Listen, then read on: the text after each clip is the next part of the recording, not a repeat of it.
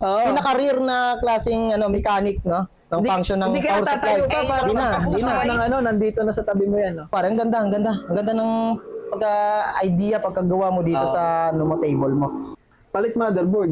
Palit talaga. Oo, motherboard. talagang... Grabe. Gulpi abono yan. Kasi ganyan. Nalate ako sa sarili ko noon.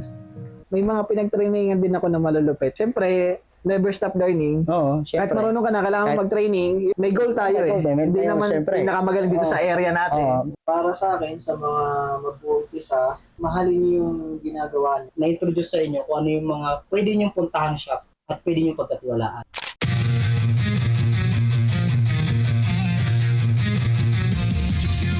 Top Repair Services PH.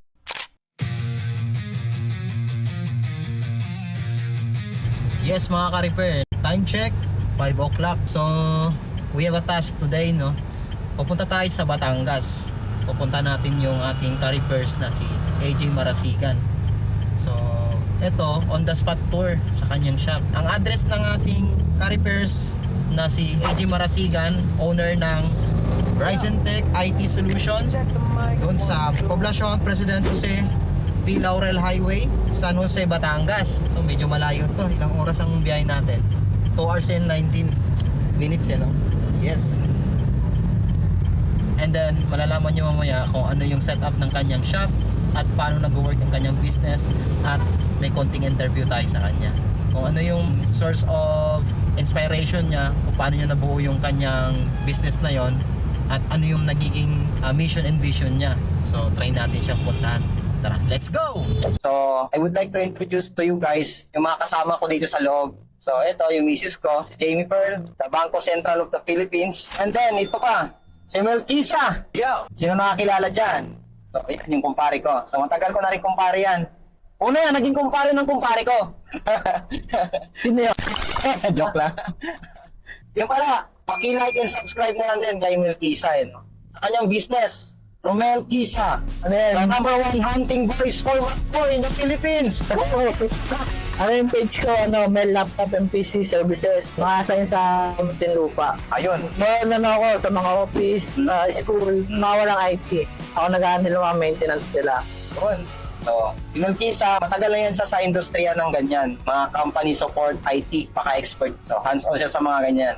So, contact nyo lang siya. Kilala mo ba yung si AJ Marasigan, pre? Hindi pre, naririnig ko na yung pangalan niya sa Facebook, pero hindi ko pa siya masyado kilala. Pero nakikita ko ng mga post dun sa group natin. Magaling naman. So, ito si AJ, itong kumpare ko na to, ay talagang disgrasya lang yung pagkikita namin. Nung bago naging pandemic, naging isa sa mga number 1 friend ko yan. Kumbaga, sumusupport, nagla-like, and then nag-usap kami. And then, ayun, nagkakilala hanggang nagkaroon kami ng matagal na communication, and then doon nagkakaroon kami ng closeness. So naging ninong ako ng anak niya, so kumpare ko na rin siya. So doon na nabuo yung aming friendship. Excited pa na ba, pare? Yes, makita natin kung ano setup ng mga machine niya. O anong ino-offer niyang services, pre. Saka para din, ma-filter natin yung mga legit technicians sa Batangas, malapit mapunta ng mga magtatanong na client sa group.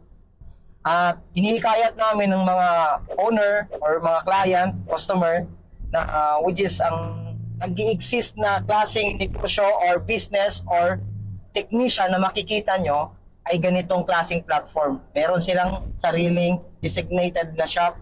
At kung ano yung nagiging structure, no? Ano yung makikita niya talaga, anong klaseng formation ng repair shop na pwede nilang puntahan.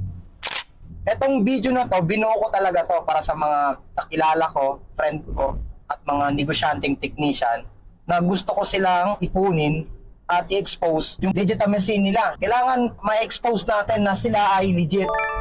Masabi natin sa madam people na itong mga ganitong mga tao na to, mga kilala ko, mga kaibigan ko na malapit para sa akin, ay talagang reliable technician. At hindi lang sila gumagawa, kumbaga may sarili din silang pwesto, at saka may pangalan silang iniingatan.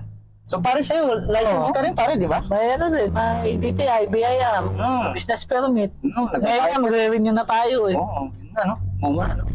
Medyo malaki-laki na rin ang babayaran natin. Gagawin nyo na naman.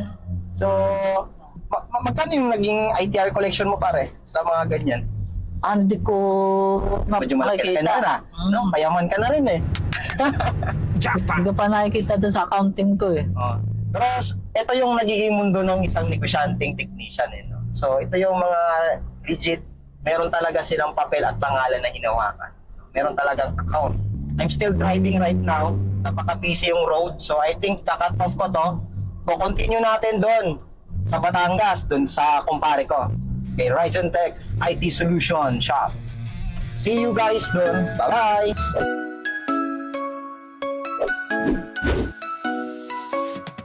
Laptop slow, screen is cracked. Spilled your coffee, now it's black. Don't you worry, don't you stress. Laptop repair service, PH is the best. We fix it fast, we fix it right. Day or night, we've got your back tight. For all your tech, just give us a call. Laptop repair service, PH, we fix it all.